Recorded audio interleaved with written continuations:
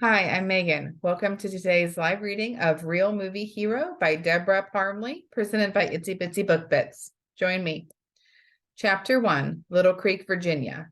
Reed Railroad Tyndall, aka RT, sat outside on the deck of Chick's bar at the marina enjoying his beer as he and two of his seal brothers watched a boat pulling into one of the ships. It was a perfect evening for sailing, just enough of a breeze and the sun starting to set.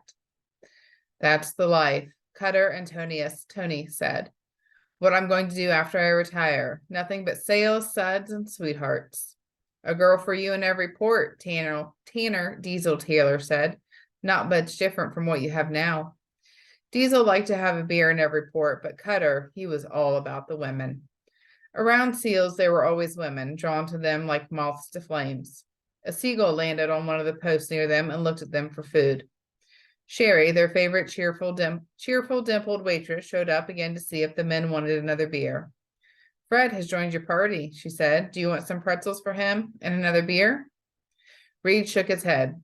Sorry, guys, I'd hang for another beer and to stay and chat, Reed said, but I'm headed out to see a movie premiere. Oh, lucky you, Sherry said. Which one? Diesel asked. Turn and Deliver with Cole Kennick, Reed said. He's very handsome, Sherry said. I like his movies. There should be plenty of good action scenes in that one, Cutter said. He raised his nearly empty glass. And I'll take another beer, hun. She smiled, her dimpled grin at him. You've got it. Cole Kennick does a better job keeping it real than most, Reed said. How'd you get passes? Diesel asked. Won them from the local radio station, Reed said. I've got one unclaimed pass. He turned to their waitress. If you'd like to go, Sherry. You know I can't, Sherry shook her head. My boyfriend wouldn't like that. It's just a movie, not a kiss. She put her hand on her hip. Now you know that movies lead to kisses, and that's how people get into trouble. Are you saying you couldn't keep yourself from kissing me? Reed teased. Throwing one hand in the air, she said, Now you know that's not what I meant. Shaking her head, she turned and walked away. Well, guys, looks like I have one pass up for grabs if one of you wants it, Reed said. Can't tonight, Cutter said. I'm meeting a chick here. That does not surprise me, Reed said. Another hot dancer with long legs, Diesel asked. Cutter grinned. You know it. The man was predictable as hell when it came to women, and he always seemed to be dating a dancer. Reed turned to Diesel. Do you want it? Dad is flying in tonight, and I'm picking him up at the airport, Tanner Diesel Taylor said. So this is my limit tonight. He raised his beer. And I've got to go. He drained his beer and then pushed his chair back to stand. Reed stood and said good night to both before heading toward the door. Too bad the extra ticket would go to waste. He just picked up the tickets from their station before heading to Chick's, so there hadn't been time to ask around. Plus, he hadn't figured on both his brothers being busy tonight. It was a weeknight, not a Saturday, and generally they all hung out at Chick's enjoying the views and the breeze. Tonight, it had just been the three of them. It looked like he was heading to the premiere alone, but that didn't bother him. He would enjoy the movie either way. I can't go tonight, Tanya told Christie over the phone, her voice hard to hear, while Tanya's dog Brutus whined in the background and her cat Miss Priss meowed mournfully. There's no way I'll make the movie premiere. I hate to let you down, but it's crazy here. Oh no, Christie said, her stomach dropping to her toes. What's going on? Tanya's bailing. Dismayed, Christie glanced at her watch. We're supposed to meet in front of the theater in 20 minutes. The movie premiere passes Christie had won last week from the local radio station were only good for tonight's premiere. It's too late to call someone else. Christie looked down at her red and white dress, which showed off her curves. And I'm dressed 40 style. There's no time to change clothes. The whole idea was she and Tanya were going to have a girls' night out dressed in 1940s attire. First, they'd see the movie, and then they'd go for drinks afterwards. Both women enjoyed dressing in vintage fashions, and they'd each bought new dresses to show off. Christie couldn't help but be disappointed. Tanya interrupted Christie's thoughts. Cole Kennick has to be the hottest man in Hollywood, and you know how much I wanted to go to the premiere with you. But Miss Priss just yacked all over my bedspread right after I finished cleaning up after Brutus. They're both sick. I'm thinking I might need to call the vet. I'm so sorry. Are they going to be all right? Christie's concern for the animals pushed aside her disappointment at her best friend bailing on her. Do you want me to come over? No, I can handle this, Tanya said. You go on to the movie. I don't want to be the reason you miss the premiere. What do you think it is? Christie asked. Did they both get into something? Maybe eat something bad? They've eaten something I didn't give them, that much I know, Tanya said. What it is, though, I can't tell. Oh my God, Christie didn't say her next thought. Poison. The nasty neighbor might have poisoned them. Tanya's neighbor was always complaining about Brutus and his barking. Brutus was a German shepherd and very protective of Tanya. Tanya's crazy neighbor jumped at any excuse to call the police. On the other hand, Miss Priss was a beautiful white Persian cat who never bothered anyone, although she did shed white hair everywhere. You'd better take a sample of the puke to the vet in case he needs to test what they got into.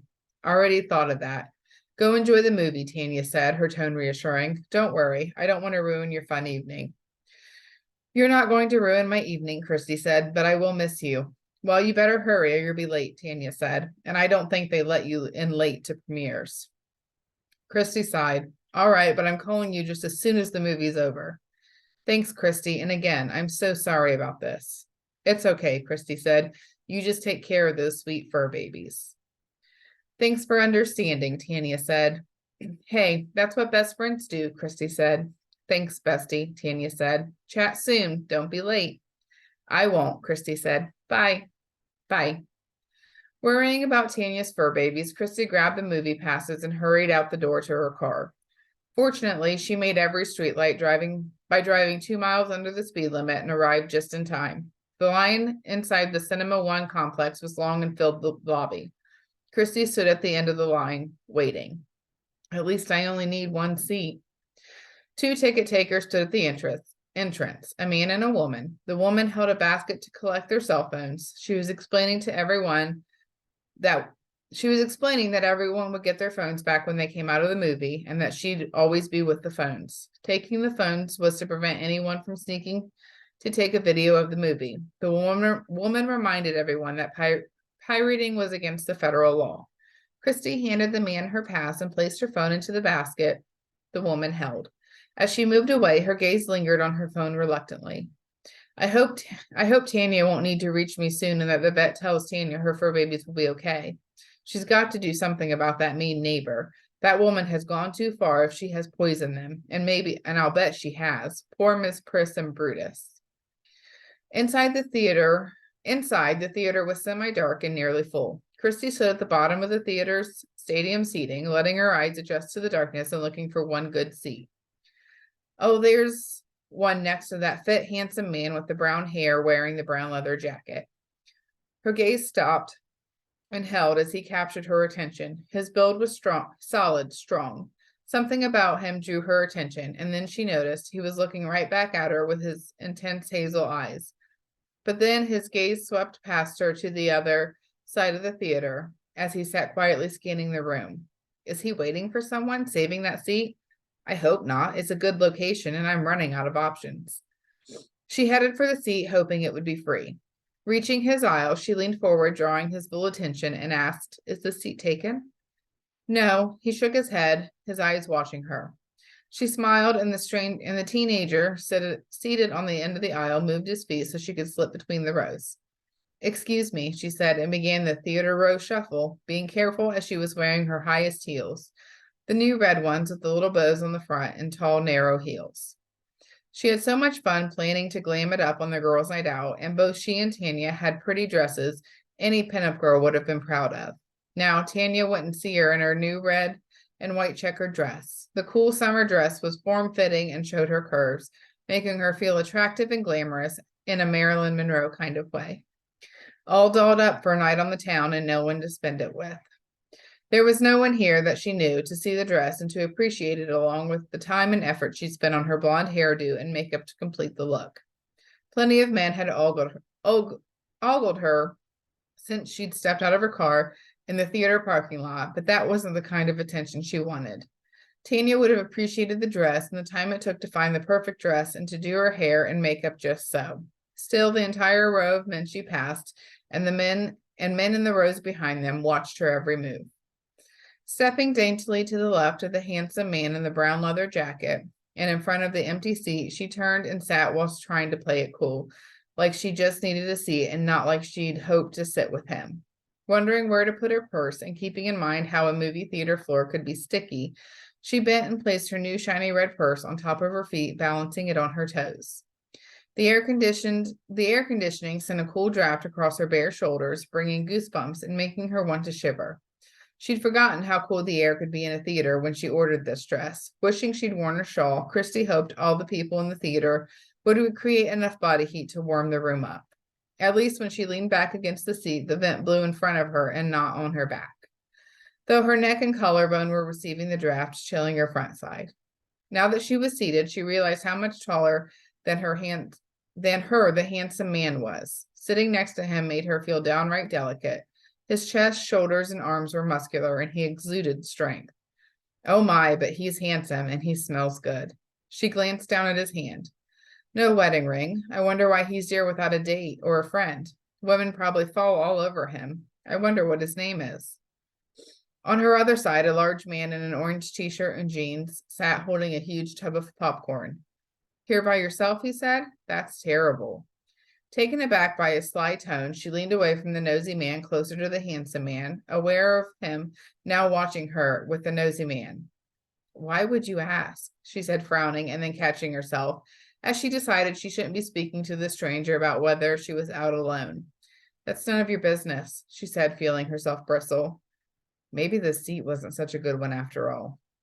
Though the view of the screen was excellent, and she was near enough to the aisle to get out without having to climb over half a row of people, she hoped the nosy man wouldn't continue to bother her. Mr. Nosy leaned forward as if to say something else, and his hand reached toward her, but then he stopped, looking past her to Handsome Man. She turned to glance at Handsome Man, wondering what he'd done to stop Mr. Nosy. Handsome Man's hair was damp, likely from having taken a recent shower. Hot as it was outside, his hair would have dried otherwise. She became aware once again of his aftershave or cologne, a manly, enticing scent. Most people are here because they received a pass to the premiere, the handsome man said dryly. Mr. Nosy shut up and went back to eating his popcorn, taking a huge handful. Christie exhaled stress she didn't know she'd been holding. Better Mr. Nosy keeps his attention on his popcorn and not me. Thank you, Christie whispered under her breath, just low enough for the handsome man to hear. No problem, came his low answer. He smells good. And that low voice was doing things to her insides as his scent assaulted her senses on another level. Pheromones flooded her body and making her aware of her breath, her heartbeat, the way her palms were starting to warm, the slight flush in her pale cheeks and chest, which always happened, would begin now. Her pheromones could get her into trouble sometimes when they kicked in before she figured out if a guy was a good man to be with or not. As the lights began to dim, she thought, good thing will be in a dark theater. Handsome man will never know how I'm reacting to him. Reed Tyndall sat scanning the crowd. Attentiveness was by now an ingrained habit, though he was casual about it, unless he needed not to be. Excuse me. A trained seal, when he was awake, he was always aware of his surroundings. The pretty blonde with the creamy skin and stunning green eyes had caught his attention before she'd noticed him. Then their gazes had connected, and he felt that flicker, the one that always happened when attraction kicked in. This attraction was strong enough to take him by surprise, as she usually wouldn't have been his type. She was wearing a delicate red and white check dress with little straps and high heels. With soft blonde shoulder-length curls tied with a red ribbon, smoky eyeliner, and cherry red lipstick, she was girly from her head to her red painted toenails, which peeked out of her shoes. Those red high-heeled shoes with red bows on the front were the kind that always made him wonder how a woman would run if she had to, without turning an ankle. He hoped this beauty never found out. She turned heads dressed like that, and some heads were best avoided. He wondered what her story was and why she was all dressed up to watch a movie by herself. There was a story there. He couldn't imagine why any hot-blooded male standing up a woman who looked as good as she did. Reed was used to dating women who were more practical, sensible about things like shoes, wore jeans instead of dresses, and carried guns. There was nowhere on that pretty dress where this woman could carry a gun or anything else. In fact, he'd bet she didn't even know how to shoot a gun. She looked like the take care of me type, not the I'll take care of things myself type. Everyone was seated. A man in a black suit stepped onto the stage and welcomed them to the premiere. Then the lights were dimmed and everyone settled in to watch the show. The blonde, caught up in the story, would catch her breath only to release it when Cole escaped the bad guy's malevolence and avoided getting so much as a mark on him. Her breathy sighs and little gasps caught Reed's attention each time, though he was also focusing on the movie. He was good at doing two things at once. The movie held her complete attention, and she seemed unaware of anything else, though Reed had noted her initial reaction to him. Reed could have been caught up in the movie as well if he'd let himself. Cole was one of the few actors who did their own stunts, and he kept his movies more real than most, which meant Reed didn't disengage and start critiquing action shots 5 minutes into the movie. Had he been at home, he might have been as caught up as the woman was, but out in public, nothing would ever take up his total attention. However, that was not to say he wasn't enjoying the movie. In fact, he was enjoying the movie as well as her reactions to it. Total opposites, he thought as he noted her reactions to the movie. She was so caught up in the movie, she didn't notice anything else. Reed had grown up in a neighborhood where boys had to fight or be picked on, so he learned early to fight and to pay attention to who was where, always. He viewed her as he would a child or any other innocent civilian who hadn't learned to be wary. He was glad to see her relaxing and enjoying the movie. This was why men like him fought, to protect the innocent and to preserve a peaceful way of life and freedom. These were some of the reasons he fought. Actor Cole Kinnick played roles in which he did the same, which was one reason Reed enjoyed watching his movies. Some feelings he couldn't have named other than to call them a sixth sense made him turn his Some feeling he couldn't have named other than to call it a sixth sense made him turn his focus to a man at the front of the theater dressed all in black. Not one of the staff, another patron perhaps. He stood at the far right corner of the theater. Something about him was very off.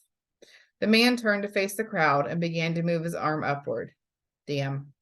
Reed went calm and cool even as he thought the word, his training kicking in, knowing the man was going to shoot. Everything around Reed slowed. "Everyone down," he yelled as his hand landed on the pretty blonde shoulder, forcing her to the ground behind the seats. The shooter raised his gun to fire.